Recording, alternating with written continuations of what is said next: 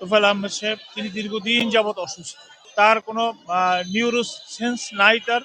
এমত অবস্থায় বিজ্ঞ আদালতকে আমরা ফৌজদারি কার্যবিধি ৩২৮ ধারা মোতাবেক তার বিরুদ্ধে যেহেতু কোনো বিচার কার্য যাতে না চলে এই বিষয়ে আমরা বিজ্ঞ আদালতে একটি আবেদন দিয়েছি। আপনারা সবাই জানেন, অবগত আছেন যে জাতির জনক বঙ্গবন্ধু শেখ মুজিবুর রহমানের ঘনিষ্ঠ সহচর, তার সচিব ছিলেন এবং পরবর্তীতে বাংলাদেশের বাণিজ্য মন্ত্রী ছিলেন, শিল্পমন্ত্রী ছিলেন, আওয়ামী লীগের সাবেক প্রেসিডিয়াম সদস্য এবং বর্তমানে উপদেষ্টা মণ্ডলীর সদস্য ছিলেন তোফায়েল আহমেদ সাহেব। তিনি দীর্ঘদিন যাবৎ অসুস্থ, তার বিরুদ্ধে 2002 সালে দুদকে একটি মামলা দায়ের হয়েছিল। সেই মামলাটি অনারেবল সুপ্রিম কোর্টের হাইকোর্ট ডিভিশন এই মামলাটি কোয়াশমেন্টে ছিলেন। 2024 সালের পরে সেই মামলাটি পুনরায় বিচারের জন্য আমাদের বিভাগীয় স্পেশাল জজ আদালতে প্রেরণ করা হয়। সেই মামলাটি আদালত সেই মামলায় তোফায়েল আহমেদকে সমন দিয়েছিলেন এবং সমনটি যথাযথভাবে বিজ্ঞ আদালতে ফেরত আসেননি এবং বিজ্ঞ আদালত সন্তুষ্ট চিত্তে তার বিরুদ্ধে ডাব্লিউ ইস্যু করেছে। পরবর্তীতে আমরা বিজ্ঞ আদালতে একটি দরখাস্ত দিয়েছি ফৌজদারি কার্যবিধি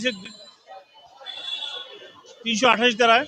ফৌজদারি কার্যবিধি ৩২৮ ধারায় একটি দরখাস্ত আমরা বিজ্ঞ আদালতে দিয়েছি যে যেহেতু তিনি বর্তমানে তার কোনো নিউরো সেন্স নাই তার এবং শারীরিকভাবে তিনি অসুস্থ এবং তিনি চলাফেরা করতে পারেন না এবং তিনি বলতে গেলে তার বোধ শক্তিহীন অবস্থা তিনি চিকিৎসাধীন স্কয়ার হসপিটালে আছে।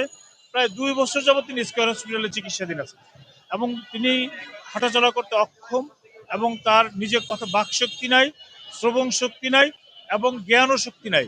এমত অবস্থায় বিজ্ঞ আদালতকে আমরা ফৌজদারি কার্যবিধি ৩২৮ ধারা মোতাবেক তার বিরুদ্ধে যেহেতু কোনো বিচার কার্য যাতে না চলে এই বিষয়ে আমরা বিজ্ঞ আদালতে একটি আবেদন দিয়েছি এবং বিজ্ঞ আদালত সন্তুষ্ট চিত্তে বলেছেন যে আমি নথি দেখে পরবর্তীতে আদেশ দেব।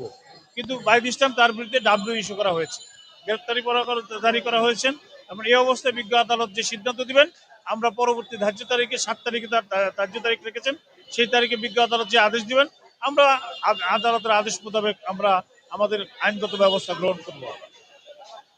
চার্জের জন্য ছিলেন আদেশটা গত তারিখে মামলাটা শুনানি হয়েছিলেন। বিজ্ঞ আদালত বলছিলেন যে নথি দেখে আদেশ দিবেন। ওপেন কোর্টে মূলত ওনার গ্রেপ্তারি পরোয়ানা দেননি। বিজ্ঞ আদালত পরবর্তীতে তার খাস কামরায় যে তিনি তার বিরুদ্ধে ওয়ারেন্ট ইস্যু করেছে, এটা আমরা আগে জানতে পারিনি। বাট আজকে যখন তার ধার্য তারিখে আমরা আসছি, তার পক্ষে এফআইআর হওয়ার জন্য আমরা কোর্টে আসছি, তখন এসে দেখলাম যে তার বিরুদ্ধে ওয়ারেন্ট জারি করে।